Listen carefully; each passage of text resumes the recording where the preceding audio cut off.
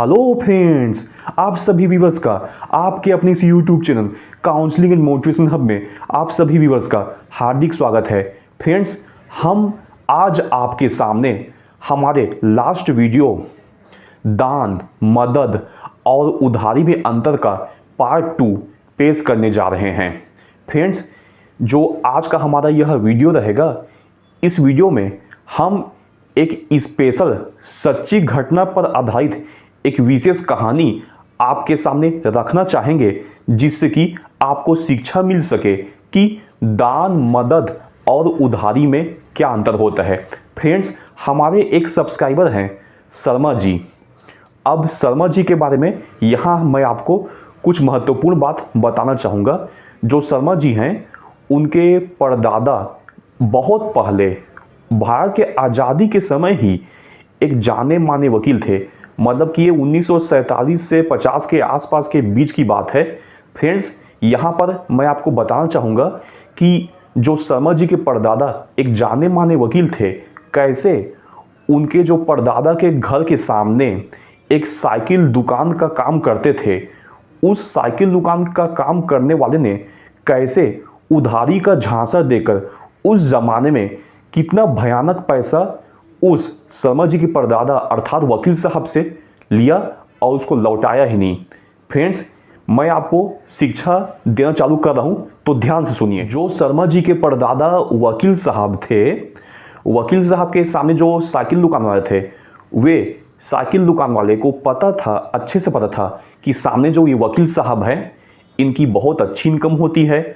अब अच्छी इनकम के चलते वो सामने जो साइकिल दुकान वाले थे, वो कुछ उधारी की उनसे मांग करते थे। और उनके परदादा वकील साहब भी उधारी का धंधा किया करते थे। लेकिन उनके परदादा में एक समस्या थी। उनके जो परदादा थे वो थोड़े सीधे टाइप के आदमी थे। उधारी वसूली करने में गुंडागर्दी नहीं कर पाते थे। जैसे कि मैंने अपने लास्ट वीडियो में आपको समझाया था, आपको उधारी वसूली करने में गुंडागर्दी भी करना है, गाली-गलौज भी करना है, मारपीट भी करना है, सब प्रकार के काम करना है।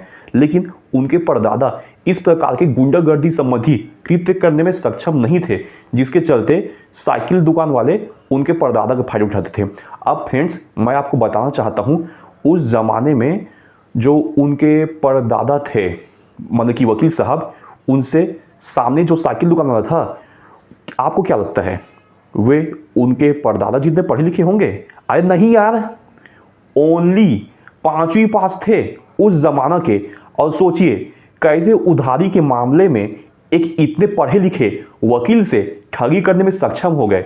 तो फ्रेंड्स, यहाँ पर मैं आपको यह बताना चाहूँगा कि इंसान के पढ़े लिखे होने का कोई महत्व नहीं होता है, इंसान के दिमाग का महत्व होता है। सोचिए, एक 5वीं पास आदमी एक LLB पास आदमी को उधारी के नाम पे ठगने में कैसे सक्षम हो गया। अब किस प्रकार से सक्षम हुआ है, मैं आपको बताना चाहता हूँ। ये लास्ट वीडियो से ही संबंधित है। फ्रेंड्स, जो साइकिल दुकान वाले थे, वे वकील साहब के पास जाते थे और कभी कुछ ज़रूरतों के लिए कभी 1000 उधारी मांगते थे, कभी 2000 उधारी मांगते थे। वो भी याद रखिए फ्रेंड्स, उस जमाने की बात चल रही है, अभी के 2000 की बात नहीं हो रही है। समझ है ना? 1947-48 आप यूट्यूब में खुद सर्च करके देखिएगा कि 1947 में भारत की आज़ादी के समय भारत में महंगाई दर कितनी थी। जो हम जरूरी वस्तुएं अभी उपभोग करते हैं, उनका मूल्य कितना था। फ्रेंड्स, उस समय जो साइकिल वाले थे, वो कभी 1000 की मांग करते थे, कभी 1500 की मांग करते थे, कभी 2000 की मांग करते थे, कभी 3000 की, कभी 4000 की मांग करते थे।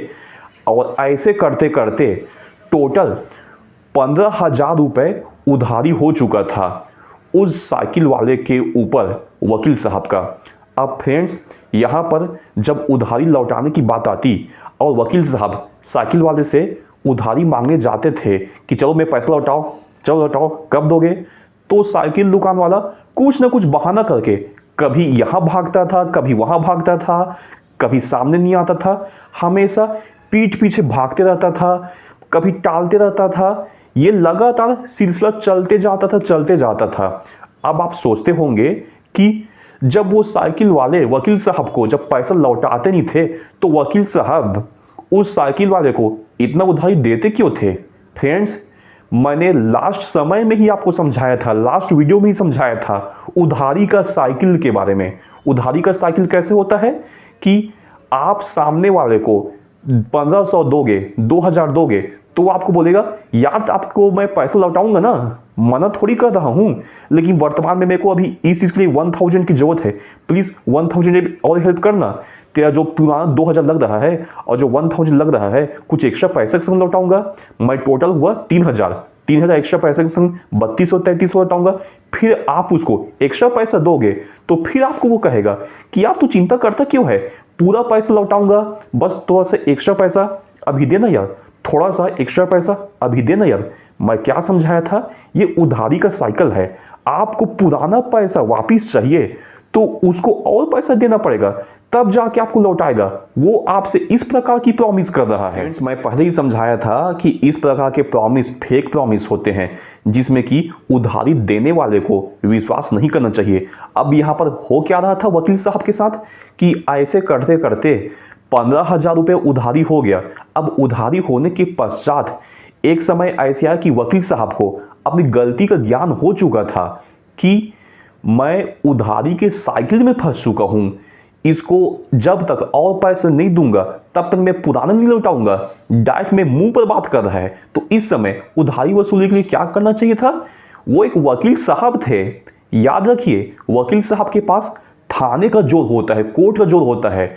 वो थाने कोर्ट के जोर से भी वसूल सकते थे और गुंडागर्दी की सहायता से वसूल सकते थे।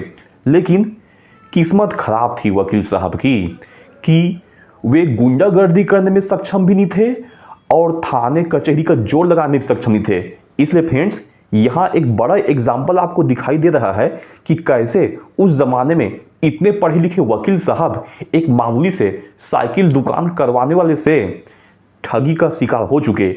इसे कहते हैं उधारी के मामले में ठगी का शिकार होना। फ्रेंड्स, अब आप सोच रहे होंगे कि इस प्रकार के ठगी का शिकार होने के बाद जो वो वकील साहब हैं, वकील साहब की तो आर्थिक स्थिति काफ़ी कमज़ोर हो गई होगी। नहीं नहीं फ्रेंड्स, बिल्कुल नहीं। इसके बाद का भी एक कांड मैं आपको बताना चाहूँगा जो कि उस वकील साहब को नहीं करना चाहिए था। और दूसरा कांड क्या था कि जो वे वकील साहब थे, 1953-54 की बात है। उस ज़माने में वे अलमारी में अपने कमाए हुए पैसों को रखते थे। मैं जो वकालत से जो पैसे कमाते थे उनको अलमारी में रखते थे फ्रेंड्स। और वकील साहब का अच्छा खासा जमीन जायदाद भी था, खेती पाती भी था, खेती किसानी से भी अच्छा कमाते थे। पूरा पैसा आपने जो अलमारी था, लकड़ी का जो अलमारी था ना, उसमें वो रखते थे। अब फ्रेंड्स, 1954-55 की बात है। इधर जो 15,000 रुपया उधारी जो साइकिल दुकान वाले को दिया, डूबा वो सो डूबा ही। उसके अलावा वे क्या है, 1954-55 के ज़माने में लंबे समय तक बीमार पड़ गए थे। लंबे समय तक पैसों को अलमारी में खोल के उन्होंने देखा नहीं था। अब जब लंबे समय तक अलमारी को में उन्होंने पैसों को खोल के देखा नहीं था, तो फिर अचानक लंबे समय तक बीमारी से उठने के बाद जब अलमारी में उन्होंने पैसे को देखा तो क्या दिखाई देता है, पूरा का पूरा 35-40 हजार रुपये इतना मूल्य था। 35 से 40 हजार रुपये के मध्य इस पैसे को दीमक ने पूरा चर दिया था, पूरा काट दिया था, पूरा नष्ट कर दिया था। फ्रेंड्स, आप समझ रहे हैं, 40,000 रुपये प्लस 15,000 रुपये टोटल हो कितने रहे हैं, 55,000 रुपये। उस जमाने में 55,000 रुपये का नुकसान कर बैठे थे। फ्रेंड्स, अब उस समय के बारे में आप सोचिए कि उस वकील साहब को इतना तक पता नहीं था कि जो अभी हम वर्तमान में बैंक देख रहे हैं, ये 1900 से पहले भी खुल चुके थे। फ्रेंड्स, वकील साहब भले ग्रामीण एरिया में रहते थे, भले ग्रामीण एरिया में वकालत करते थे, लेकिन ग्रामीण एरिया के नज़दीक भी एक डिस्ट्रिक्ट तो पड़ता ही है, एक डिस्ट्रिक्ट का मुख्यालय तो पड़ता ही है, वहाँ भी बैंक तो वहाँ पड़ता ही है। फ्रेंड्स, अभी हम जो वर्तमान में स्टेट बैंक को देखते हैं, ये सब 1947 से पहले का खुला हुआ है। फ्रेंड्स, वर्तमान में जो पंजाब नेशनल बैंक को देखते हैं, ये भी 1900 सन से पहले खुला हुआ है। इलाहाबाद बैंक को देखते हैं, ये भी मेरे ख्याल से 1870 के आसपास खुला हुआ है। पंजाब नेशनल बैंक भी मेरे ख्याल से 1892 के आसपास का खुला हुआ है। इतने पुराने पुराने बैंक्स होते थे फ्रेंड्स। अब फिर भी जो वकील साहब थे वो अलमारी में पैसे रखते थे। ये तो सबसे बड़ी मूर्खता की निशानी है फ्रेंड्स। अब मूर्खता की निशानी के बाद मैं आपको यह प्रकाश डालना चाहूँगा कि उस समय जो महंगाई कितनी थी और महंगाई की तुलना में वकील साहब कितना ज़्यादा पैसा कमा रहे थे और कितना ज़्यादा पैसा कमाने के पश्चात भी अपने पैसों को मैनेजमेंट वो सही तरीके से नहीं कर पा रहे थे। फ्रेंड्स, मैं तो यहाँ पर आपको कुछ हजार रुपए का एग्जाम्पल दे रहा हूँ ना। फ्रेंड्स, उस समय की मैं आपको जानकारी देना चाहता हूँ कि उस समय महंगाई कितनी ज़्यादा थी और महंगाई की तुलना में वकील साहब टोटल कितना कमाई कर रहे थे। मतलब कि वकालत की भी सहायता से प्लस वकालत के साथ साथ खेती बाड़ी की भी सहायता से। फ्रेंड्स, अब बताता हूँ उस समय जो एक सरकारी क्लर्क था, एक अच्छा खासा जो गवर्नमेंट जॉब का जो व्यक्ति था, उसकी सैलरी होती थी 150 रुपये महीना की होती थी। फ्रेंड्स, उस समय एक हवाई जहाज का किराया होता था 140 रुपये। फ्रेंड्स, उस समय दिल्ली से मुंबई आपको एसी फर्स्ट क्लास में जाना होता था तो उसका किराया होता था 123 रुपये। फ्रेंड्स, उस जमाने में जो जनरल सैम मानेकशॉ है ना, अच्छे से जानते तो होंगे ही ना, आपने सैम बहादुर मूवी तो देखा ही होगा। सैम बहादुर मूवी में देखा है आपने ना, सैम मानेकशॉ कैसे दबंगई से बुलेट चलाते थे। फ्रेंड्स, उस बुलेट की कीमत कितनी होती थी मैं आपको जान के देता हूं। फ्रेंड्स, उस जमाने में आप दबंगई से बुलेट चलाना चाहते तो बुलेट की उस समय कीमत होती थी मात्र 1500 रुपये। उस समय आपको एक अच्छी कार लेनी होती थी तो कार की कीमत होती थी मात्र 2500 रुपये। और यहाँ पर जो वकील साहब थे उधारी में प्लस दीमक के द्वारा पैसा को नष्ट करने में पूरा पैसा नष्ट करवा रहे थे। और खुद इनका रहन सहन कैसे था कि मोटरसाइकिल तो छोड़िए फ्रेंड्स, ये ओनली साइकिल में चला करते थे। उस ज़माने में कोई भी लग्जरी चीज़ों का इनको शौक नहीं था। लेकिन फ्रेंड्स, कितनी ही बड़ी मूर्खता की बात है कि लग्जरी चीज़ों का शौक तो वकील साहब को नहीं था, लेकिन ये जो उनके जो खुद के जो पैसे थे, उनके खुद के पैसे के जरिए ही जो साइकिल दुकान वाले थे वे ही नया नया साइकिल खरीदते थे अपने दुकान में बेचने के लिए। वे ही नया नया प्रॉपर्टी खरीदते थे उस ज़माने में। फ्रेंड्स, प्रॉपर्टी की बात करिए तो प्रॉपर्टी की बात बताना चाहता हूँ कि उस ज़माने में प्रॉपर्टी की कीमत कितनी होती थी। वर्तमान में अभी जो साउथ दिल्ली आप देखते हैं ना, हाई फाई एरिया है, उस ज़माने में 17,000 रुपये प्रति एकड़ के हिसाब से आपको साउथ दिल्ली में ज़मीन मिल जाता था। फ्रेंड्स, उस समय आपको 10 ग्राम सोना मात्र 88 रुपये में मिल जाता था। उस समय आपको $1 चाहिए होता था तो ओनली 1 रुपये दीजिए, 1 रुपये के बदले $1 मिल जाता था। उस समय 27 पैसा प्रति लीटर पेट्रोल का भाव होता था। उस समय आपको मूवी देखना होता था तो मूवी के टिकट के प्राइस ओनली 30 रुपये होते थे। फ्रेंड्स, जैसा कि अभी हमने आपके सामने उस ज़माना का महंगाई का वर्णन किया और आपके सामने ये वर्णन किया कि कितना सस्ता में डेली की ज़रूरतों की चीज़ें मिल जाती थी और कितने सस्ते में 3000 रुपये से भी कम पैसे में जो अपना लग्जरी आइटम था, मतलब कि कार मोटरसाइकिल, वो मिल जाता था।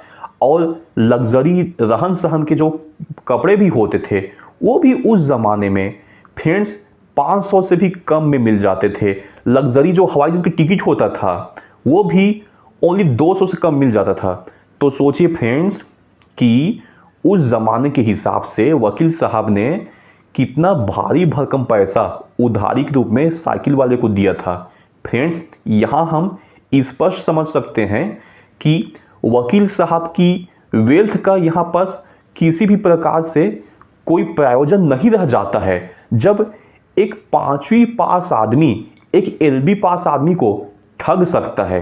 फ्रेंड्स, यहीं से मैं पता चलता है कि दान, मदद और उधारी में क्या अंतर होता है। फ्रेंड्स, दान देने का मन ही था कि साइकिल दुकान वाला गरीब था तो दान के हिसाब से प्राइस देता। कितना देता? 20 पैसे 30 पैसे उस जमाने के हिसाब से देता। ठीक है, मदद का हिसाब से देना होता तो ज़्यादा से ज़्यादा उस ज़माने के हिसाब से 1 रुपये 2 रुपये देना चाहिए फ्रेंड्स। और उधारी के हिसाब से भी देना होता तो ज़्यादा से ज़्यादा कितना देना चाहिए था, 50 रुपये 100 रुपये उस ज़माने के हिसाब से देना चाहिए था। लेकिन वकील साहब की गलती यहाँ पर ये थी कि वकील साहब के पास भर भर के पैसा उनके पास आते जा रहा था, कोर्ट केस से, जमानत से, खेती बाड़ी से, और वे इस पैसे को संभाल नहीं पा रहे थे। और वो सोचते थे इस पैसे को और बढ़ाना है तो उधारी में इन्वेस्टमेंट किया जाए। फ्रेंड्स, उधारी में इन्वेस्टमेंट नहीं कहलाता है। मैं आपको कई बार समझा चुका हूं। उस जमाने में भी शेयर बाजार होते थे और वकील साहब को इन्वेस्टमेंट करना ही था तो शेयर बाजार में पैसे लगाते। उस समय कितने जो शेयर थे, कितने जो अभी वर्तमान के जो शेयर अभी जो वर्तमान में मौजूद है वो उस जमाने में भी मौजूद थे। और सोचिए 1947 में अगर वो किसी कंपनी के शेयर पेपर के फॉर्म में खरीदे होते तो पेपर के फॉर्म में शेयर खरीदे होते और वर्तमान में उस शेयर के मूल्य कितने होते।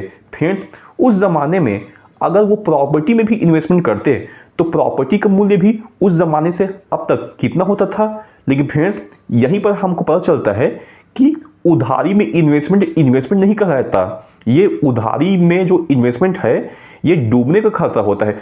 और अगर आप भोले भाले सीधे साधे हो तब तो आपको किसी को उधारी देना ही नहीं चाहिए। मैंने इससे पहले की वीडियो में भी आप सभी को समझाया था कि गुंडागर्दी करने में सक्षम हो तो उधारी दो, भोले भाले सीधे साधे हो तो उधारी मत दो। और वकील साहब जो थे भोले भाले सीधे साधे थे, उधारी दे देते थे, वसूली कर नहीं सकते थे। उसका खामियाजा यही हुआ कि उस जमाने का 15,000 रुपये डूब गया।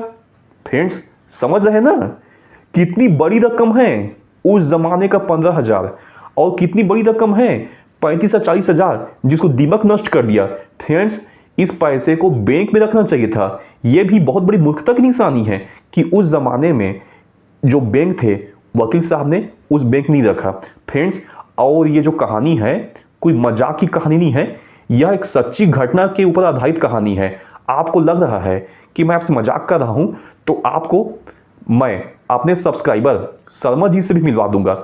अब शर्मा जी के जो पिताजी हैं वे उस वकील साहब के बचाव में ऐसे कहते हैं कि अरे यार, वहाँ पर उन्होंने उधारी दिया नहीं था, वहाँ पर साइकिल वाले का गरीबी उनसे देखा नहीं गया तो फिर वो उनसे वसूली नहीं किए, वो उनके सामने क्रूरता से पेश नहीं आए।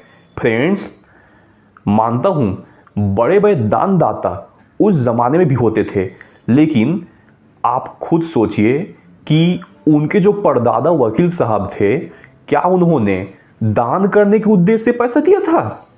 दान तो वो उस समय भी भिखारी को करते होंगे, जरूर करते होंगे। भिखारी को तो 1 पैसे 2 पैसे दान करते होंगे ना, 1,000 2,000 10,000 15,000 दान नहीं करते होंगे। फ्रेंड्स, जो शर्मा जी के पिताजी हैं वो अपने परदादा के द्वारा किए गए इस प्रकार के कार्य का बचाव करते हुए नजर आते हैं। फ्रेंड्स, वहां पर सीधे समझ में आता है कि अगर आपके पुरखे ने गलती किया है तो गलती का आपको बचाव नहीं करना चाहिए, आपको स्वीकार करना चाहिए कि आपके पुरखे ने गलती किया है। और गलती के चलते आप अगर वर्तमान में गरीबी भुगत रहे हैं तो आप पहले तो इस गरीबी को स्वीकार कीजिए, इस गरीबी के रीजन को स्वीकार कीजिए। फ्रेंड्स, जब तक आप अपने वर्तमान के गरीबी के रीजन को स्वीकार नहीं करेंगे और एक एस्केप रूट अपनाएंगे कि उन्होंने तो दान कर दिया, फ्रेंड्स, पहले आप ठगी को स्वीकार कीजिए। ठगी को स्वीकार करेंगे तभी आप ठगी से बच पाएंगे। फ्रेंड्स, अब मैं यहां पर बताना चाहता हूं कि उस जमाने में अगर वकील साहब एक नोटराइज्ड एग्रीमेंट भी साइन करवा लेते उस साइकिल वाले से तो फ्रेंड्स अभी वर्तमान में भी उस पैसे की वसूली संभव थी। फ्रेंड्स, अब बात बोलेंगे कि उस समय का पैसा का वसूली वर्तमान में क्या संभव है? बिल्कुल संभव है। फ्रेंड्स, जो साइकिल दुकान वाले हैं ना, साइकिल दुकान वाले के 6 लड़के हैं, ठीक है, और साइकिल दुकान वाले के 6 लड़के काफ़ी पढ़े लिखे हैं, कोई अच्छे ऑफिसर हैं, ठीक है फ्रेंड्स, कोई वकील साहब हैं, ठीक है। भली साइकिल दुकान वाला एक कम पढ़ा लिखा भी था लेकिन उन्होंने अपने बच्चों को पढ़ाया, उसी वकील साहब के पैसे से अपने बच्चों को पढ़ाया, ठीक है फ्रेंड्स। उसके कोई लड़के ऐसे हैं जो कि गवर्नमेंट ऑफिसर हैं, कुछ लड़के ऐसे हैं जो कि वर्तमान में खत्म हो चुके हैं, कुछ लड़के ऐसे कि डॉक्टर है, कुछ लड़के के ऐसे हैं जो कि इंजीनियर है, कुछ लड़के ऐसे हैं जिसका अच्छा खासा बिजनेस है, कुछ लड़के ऐसे हैं जो कि एक अच्छे नामे गिरामी वकील है एक हाई कोर्ट में। फ्रेंड्स, जी हाँ फ्रेंड्स, एक जो साइकिल वाले हैं उसके लड़के 6 लड़के इतने पढ़े लिखे फ्रेंड्स। अब मैं बताना चाहूँगा कि उस ज़माने का पैसा अभी तक कैसे वसूली होता। सीरीज बात है, अगर वकील साहब एक नोटराइज्ड एग्रीमेंट साइन करवाते जो कि बहुत बड़ी सबूत होती है, और एक वकील को तो इतना सा बात पता होता ही है कि किससे उधारी देना है तो कौन सा एग्रीमेंट साइन करवाना है, लेकिन ये मूर्खता की निशानी है कि वकील साहब ने इतना भारी भरकम उधारी दिया और वो भी हाथ से दिया, किसी प्रकार का एग्रीमेंट साइन करवाए बिना नहीं दिया। फ्रेंड्स, अगर उस जमाने का एग्रीमेंट होता, उसको कोर्ट में पेश किया जाता तो सिविल केस दर्ज किया जाता। सिविल केस में भी फ्रेंड्स मानता हूं कि सिविल केस को निपटने में 20 साल 30 साल लग जाता है। अरे फ्रेंड्स, ज्यादा से ज्यादा 40 साल ले लो, 40 साल लीजिए, लेकिन 40 साल में तो कम से कम निपटेगा ना। 1947 अब तक कितना साल हो चुका है, 40 साल में भी अगर वो केस निपटता तो फ्रेंड्स क्या होता याद रखिए। जो साइकिल दुकान वाले थे, साइकिल दुकान वाले से उनकी जो पर्सनल संपत्ति उनके 6 बेटों में ट्रांसफर हो रही है, तो याद रखिए उस साइकिल दुकान वाले से जो उधारी की रकम है वो भी ट्रांसफर होती। क्यों नहीं होती? जब आपके पिताजी का जो संपत्ति है वो आपको ट्रांसफर हो सकता है। कितना सब ट्रांसफर हो सकता है? मान लीजिए फ्रेंड्स, उनके पिताजी का उस जमाने में के हिसाब से संपत्ति रहा होगा 50,000 रुपये। ठीक है फ्रेंड्स, तो 50,000 रुपये जो संपत्ति ट्रांसफर हो सकता है, तो संपत्ति के साथ साथ 15,000 रुपये उधारी क्यों ट्रांसफर नहीं हो सकता? तो फ्रेंड्स, उस जमाने का जो 15,000 है कोर्ट के माध्यम से वसूली की जा सकती थी, प्लस कोर्ट में जो केस करने का जो क्षतिपूर्ति राशि था वो भी वसूली की जा सकता था।